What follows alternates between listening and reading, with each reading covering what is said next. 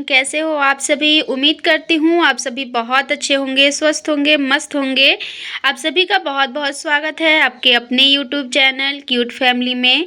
तो फ्रेंड्स, ये अगला ब्लॉग जो आप लोगों ने देखा ना, उसके बाद का ही है। मैंने बोला था ना कि मैं मिलने जाने वाली हूँ निक्कू इन लोग को, क्योंकि घर जा रही हूँ लोग हमेशा के लिए। तो बस मैं ना, शाम हुआ था जैसे ही मैं निकल गई थी उन लोगों से मिलने के लिए। तो बच्चे को ना पता ही नहीं था, बस निक्कू बड़ी है तो उसको तो समझ है, वो जान रही है कि मुझे घर जाना है, लेकिन ईरू को बिल्कुल भी पता नहीं है कि मैं घर जा रही हूँ। तो बस मैं इससे बार बार पूछ रही थी, ईरू घर जा रही हो बेटा, याद करोगी मुझे? तो बस हंस रही थी और मुझे देख रही थी बार बार।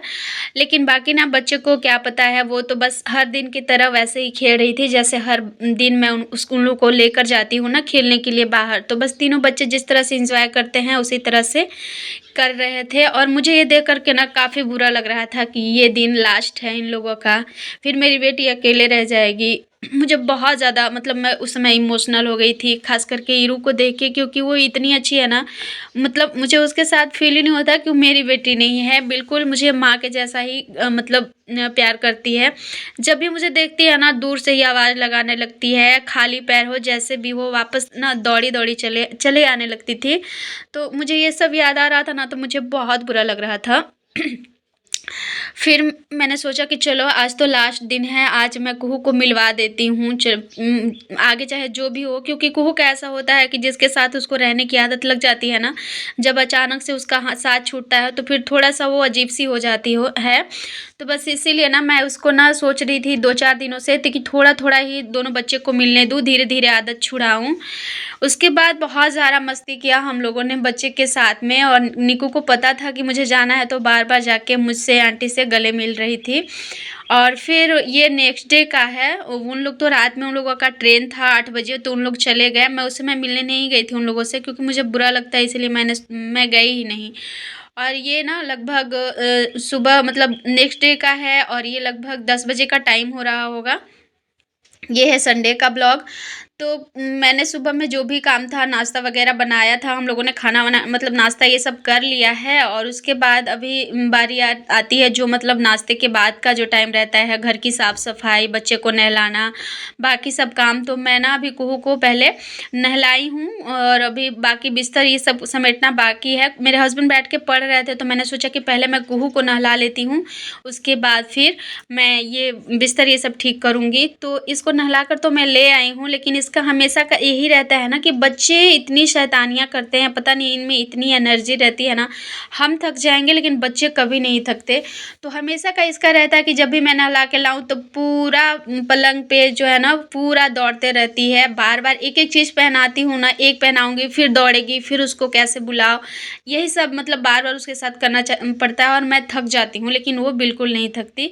तो इसके पापा थे तो वही पकड़ रहे थे बार बार, और फिर मैंने उसे रेडी कर दिया। उसके बाद अब मैं रूम को सही करूँगी, तो सबसे पहले बेड सही कर लेती हूँ। मैंने बोला कि आप उठ जाइए थोड़ा सा, और मैं बेड ठीक कर लूँगी, उसके बाद आप बैठ के पढ़िएगा। उसके बाद ना मुझे झाड़ू पोछा ये सब जो भी करना है, लेकिन पोछा नहीं करना, आज पोछा नहीं करूँगी, कल मैंने पोछा किया है। और फिर कल होली है तो कल तो पोछा लगाना ही है। और आज मैंने सोचा कि आज रहने दे रही हूँ, क्योंकि कुहू घर पे ही है, निक्कू चली गई तो वो तो अब कहीं जाएगी नहीं। तो अभी ना वो उछलते रहती है, बाहर देखती है कि पोछा लग रहा है ना, तो पूरे घर में दौड़ते रहती है। और ये थोड़ा सा फिसलन वाला है जो मैट है, तो उस पर उसको गिरने का ज़्यादा डर रहता है।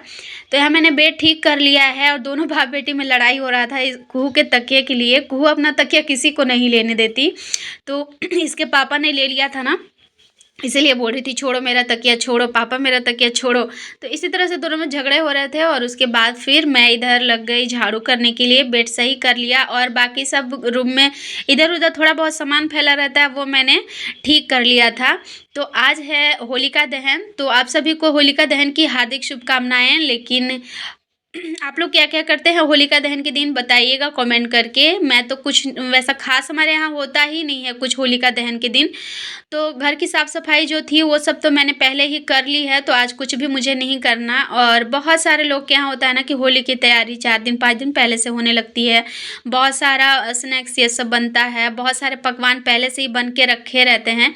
लेकिन मेरे यहाँ ऐसा कुछ भी नहीं है, क्योंकि हमारे यहाँ जो कुल देवता होते हैं ना, उनकी पूजा होती है। तो हमारे यहाँ क्या है ना कि जो छानते-वानते हैं, तलते हैं जो चीज़ें, वो 1 महीना पहले से जैसे ही मतलब चढ़ जाता है ना फागुन, उस टाइम बंद हो जाता है उसके बाद। तो हम लोग तो कुछ नहीं किए हैं अभी, और बस मैंने पूड़ी एक दिन तल दी थी, मुझे ध्यान ही नहीं रहा था तो गलती से हो गया था। उसके बाद ना झाड़ू किया, पोछा तो नहीं लगाना था, तो मैं चली गई थी सीधा कपड़े धोने, और सारे कपड़े धो के और नहा कर के और अब आ गई हूँ मैं कपड़े। मैंने सोचा कि मैं नहा लेती हूँ, साथ में ही कपड़े लेकर बाहर चली जाऊँगी और सारे कपड़े डाल लूँगी। तो अभी मैंने नहा लिया है और अब बचता है खाना बनाना। तो आज मुझे बनाना है लौकी के कोफ्ते।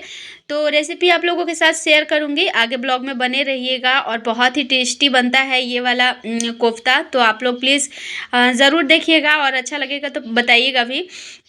पहले तो मैं कपड़े डाल लूँ, और कुहू यहाँ मेरे बहुत हेल्प करती है कपड़े डालने टाइम ना, उसका मुझे बहुत ज़्यादा हेल्प मिल जाता है। सारे कपड़े उठा उठा के जल्दी जल्दी से दे देती है मुझे। तो उसे बहुत ज़्यादा मतलब, ये जब छोटी थी ना लगभग 1.5 साल की, तब से ही इसका ये आदत है। तब तो उसे कपड़े उठाने भी नहीं आते थे हाथ में अच्छे से। उसी टाइम से वो मुझे मतलब जब भी मैं कपड़े डालती थी तो वो मुझे देती ही देती थी, मैं चाहे कितना भी मना कर लूँ। तो बची थी उस समय तो भीग भी जाती थी, लेकिन अभी तो इसको आ गया है तो अच्छे से उठा करके दे देती है। उसके बाद फिर मेरे साथ-साथ में ही चल रही थी, नहा धो लिया था इसने भी, तो बस मेरे पीछे-पीछे ही चल रही थी। और अभी लगभग बज रहा था 12, और मेरे हस्बैंड को लग गई थी ज़ोरों की भूख। सुबह मैंने उनके लिए पास्ता बनाया था। तो घर में रहने के बाद ऐसा होता है ना कि बाहर चले जाओ तो भूख नहीं लगती, लेकिन घर में अगर आप रहते हैं तो जल्दी-जल्दी से भूख लग जाती है बैठे रहने के कारण। तो मैंने तो उन्हें पास्ता दिया था, और मैंने रात में भिगोकर चना रखा था वही खा लिया था, और उनको पास्ता दे दिया था बना के। तो उनको भूख लग गई थी तो उन्होंने बोला मुझे दो कुछ खाने के लिए, अभी तक खाना नहीं बनाई। हालाँकि हर रोज़ वो 2 से ढाई के बीच में खाते हैं, लेकिन आज घर पे बैठे हुए थे तो उनको भूख लगी हुई थी। तो मैंने फिर उनको चूड़ा, दही और गुड़ करके दे दिया थोड़ा-सा कि लीजिए इसको खा लीजिए, तब तक मैं खाना बना लूँगी। तो ये जो लौकी है वो मैं लेकर आई थी अगले मतलब थर्सडे को लेकर आई थी। तो बाकी आधा मैंने बना दिया था, और बनाया क्या, रायता बनाया था इसका मैंने, और ये बचा हुआ था आधा। तो मैंने बस सोचा कि अच्छा वाला लौकी था, इसमें दाने नहीं थे। तो मैंने सोचा कि मुझे कब से मतलब बनाना ही था, तो मैंने सोचा कि चलो आज मैं बना ही लेती हूँ। तो जो आधा था उसमें से आधा मैंने रख दिया, और आधा का ही मैं बना रही हूँ क्योंकि बहुत ज़्यादा उतना भी था। तो यहाँ सारे लौकी को ना पहले मैंने घिस करके और सारे पानी इसके निचोड़ लिए हैं, क्योंकि क्या होता है ना कि अगर इसमें पानी बहुत ज़्यादा रहती है, अगर पानी के साथ में अगर इसमें हम इसको मतलब बनाएंगे तो बहुत ज़्यादा गीला बन जाएगा और अच्छा भी नहीं लगेगा खाने में। तो सारे पानी को निचोड़ना बहुत ज़रूरी रहता है। तो मैंने निचोड़ के उसको रख दिया है, आगे मैं उसको उसका यूज़ भी करूँगी। इसमें फिर मैंने ना यहाँ पे लहसुन और अदरक और हरी मिर्च को कूट करके डाला है दरदरा सा। पीसने से अच्छा नहीं लगता, कूटा वाला ज़्यादा अच्छा लगता है, तो बस इसीलिए मैंने डाल दिया है। और बाकी बेसिक मसाले जो रहते हैं ना, काली मिर्च का पाउडर, धनिया पाउडर, जीरा पाउडर, थोड़ा सा लाल मिर्च का पाउडर, सबको डाला है, और नमक डाला है। उसके बाद डाला है बेसन। तो बेसन बहुत ज़्यादा नहीं डालती मैं, क्योंकि बेसन बहुत ज़्यादा डालने से अच्छे से गोल तो हो जाता है, लेकिन फिर क्या है ना कि सारा जो कोफ्ते में टेस्ट है वो बेसन का ही आता है। तो इसीलिए मैं कोशिश करती हूँ कि थोड़ा थोड़ा बेसन डाल के उसको अच्छे से मस लूँ, ताकि मुलायम हो जाता है लौकी जो हम कद्दूकस करते हैं वो वाला, और बहुत अच्छे से गोल गोल मतलब लड्डू जैसा गोल गोल बंध भी जाता है। तो बहुत ही हल्के हाथों से मैंने इसको गोल गोल बनाया है। और उसके बाद यहाँ मैंने चढ़ा दिया है तेल, रिफाइन वाला लिया है तेल मैंने, और तेल अच्छे से गर्म हो गया था। उसके बाद मैंने फ्लेम को लो किया है। अभी सारे इसमें जो भी लौकी के कोफ्ते बनाए हैं मैंने वो सारा डाल लूँगी इसमें। उसके बाद फ्लेम को कर दूँगी मीडियम। अभी फ्लेम मीडियम ही रखूँगी, क्योंकि ऊपर से अच्छे से लौकी जब सिक जाए ना, उसके बाद फिर से फ्लेम को लो टू हाई में ही रख सकते हैं आप। और उसके बाद बहुत ही धैर्य के साथ इसको तलना रहता है, क्योंकि अंदर तक तलने में थोड़ा टाइम लगता है। तो बस इसीलिए ना बहुत ही अच्छे से इसको तलना है। और शुरू में डालने के बाद ना इसमें आप छलनी वगैरह कुछ नहीं लगाइए, चम्मच ये सब। आप अच्छे से कढ़ाई को पकड़ के और ऐसे ही थोड़ा सा हिला दीजिए, सारे अपने उलट पलट हो जाते हैं। तो मैंने बस उसी तरह से कर लिया था, और अच्छे से ऊपर में ब्राउन कलर आने लगा था। उसके बाद मैं फिर यहाँ पर चम्मच की मदद से अच्छे से चला कर और इसको फ्राई कर ले रही हूँ। तो थोड़ा सा टाइम इसमें लगता है, लेकिन अंदर तक सिक जाने के बाद ना जो कोफ्ता का टेस्ट है वो बहुत ही अच्छा लगता है। तो बस यहाँ मैंने एक बैच डाला है, और अभी बाकी उतने बचे हुए हैं। बहुत ज़्यादा हो गए थे, मुझे लगा था कि कम पड़ जाएंगे, लेकिन जब मैंने इसे बनाया तो बहुत ज़्यादा हो गया था। तो बस यहाँ पर एक बैच मैंने निकाल लिया है। देख सकते हैं कलर कितना प्यारा आया हुआ है ना, बहुत ही सुंदर देखने में भी लगता है। आप चाहे तो इसको ऐसे ही चटनी के साथ खा सकते हैं। इसमें जो सारे मसाले डाले हुए हैं ना, उसकी वजह से इसका स्वाद बहुत ही ज़्यादा अच्छा आता है। तो मैंने एक बैच तो मैंने निकाल लिया, अभी मैं दूसरे वाले डाल दे रही हूँ। और लगे हाथ इधर मैं प्याज और टमाटर भी काट करके रख ले रही हूँ, ताकि ग्रेवी के लिए मुझे ज़्यादा टाइम ना लगे। मेरे हस्बैंड को बहुत तेज़ भूख लगी हुई थी, तो वो थोड़ा-सा गुस्सा भी कर रहे थे कि जिस दिन घर पे रहता हूँ, उस दिन तुम लेट करती हो। तो होता है मेरे से ऐसा कि घर पे रहते हैं ना, तो मैं काम भी थोड़ा-सा बहुत ही मतलब धीरे-धीरे करती हूँ कि चलो आज तो घर पे ही हैं, कोई क वैसा हड़बड़ी वाला काम नहीं है। इस वजह से मैं थोड़ा-सा धीरे-धीरे काम करती हूँ, तो इसी वजह से आज मुझे थोड़ा-सा डाँट पड़ गया है। और मैं कोफ्ते बनाने में थोड़ा टाइम तो लगता है, क्योंकि इसको तलने में ही ज़्यादा टाइम लग जाता है। बाकी ग्रेवी के समय में उतना तो नहीं लगता। और देखिए ऊपर से कितना अच्छा सारा तल लिया है मैंने, और ऊपर से बिल्कुल एकदम क्या बोलते हैं, कुरकुरा सा है, और अंदर बिल्कुल सॉफ्ट रहता है अच्छे से तल जाने के बाद। तो अब चलिए बना लेते हैं ग्रेवी। और ग्रेवी बनाने समय ना तेल में जो फ़ोरन डालते हैं हम, उसमें अगर आप जीरा, तेजपत्ता और दालचीनी, हरी वाली जो आती है ना इलायची, एक वो डाल दीजिए, लौंग डाल दीजिए और 2 से 3 काली मिर्च डाल दीजिए। तो इससे इतना अच्छा जो टेस्ट है सब्ज़ी का वो आता है ना, कि मैं क्या बताऊँ, बहुत ही टेस्ट अच्छा आता है इसका। फिर मैंने यहाँ पे लहसुन और प्याज़ दोनों को पीस लिया था, दरदरा सा पीसा था, बिल्कुल पेस्ट इसका एकदम बारीकी से नहीं पीस कर मैं डाली हूँ, बस दरदरा सा पीसा था, ताकि खाने में भी अच्छा लगे। तो बस उसको भूनने के बाद फिर मैंने जो मसाले रखे थे पीस करके, तो मसाले में वही सब रहता है, अदरक, हरी मिर्च और लाल मिर्च मैंने मिक्स करके डाला था, धनिया डाला था, जीरा डाला था, काली मिर्च डाली थी। सब चीज़ों को मैंने जो पीसा था वो डाल दिया मैंने उसमें, और उसके बाद हल्दी डाल दिया है।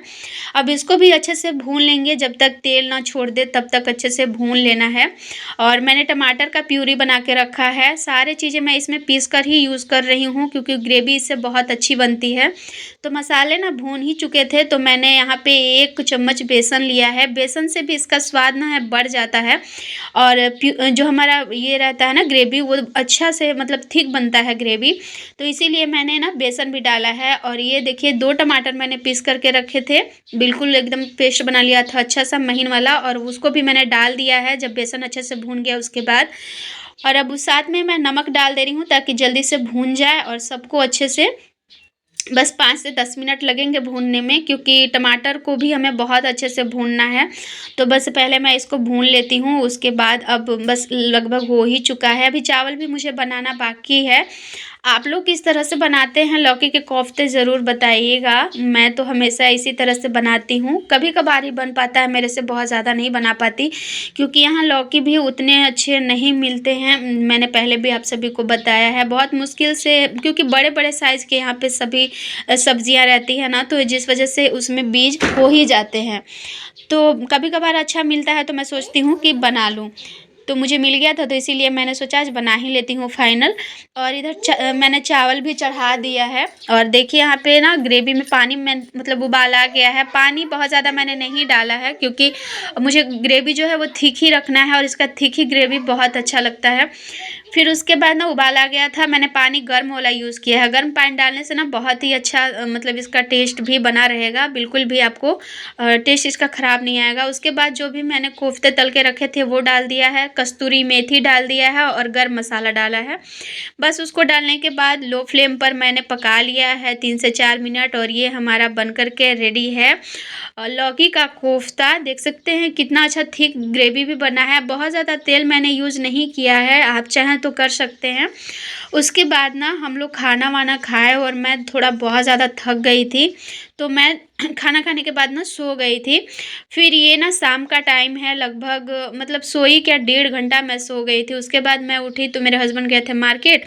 उसके बाद ना कुहू बहुत ज़्यादा रो रही थी, मैं कुछ भी काम नहीं कर पाई थी, सारा किचन वैसे ही पड़ा हुआ था। तो ये लगभग 5:30 का टाइम है, तो मेरे हस्बैंड आए, उसके बाद मैं अभी किचन में आई हूँ और सभी चीज़ों को कर ले रही हूँ। यहाँ पे साफ़ सफाई मतलब रूम किचन की, उसके बाद फिर से खाना की तैयारी करना है। तो मेरा अभी बच भी गया था यहाँ पे कोफ्ता, तो मैं रात में सिर्फ रोटी बनाऊँगी।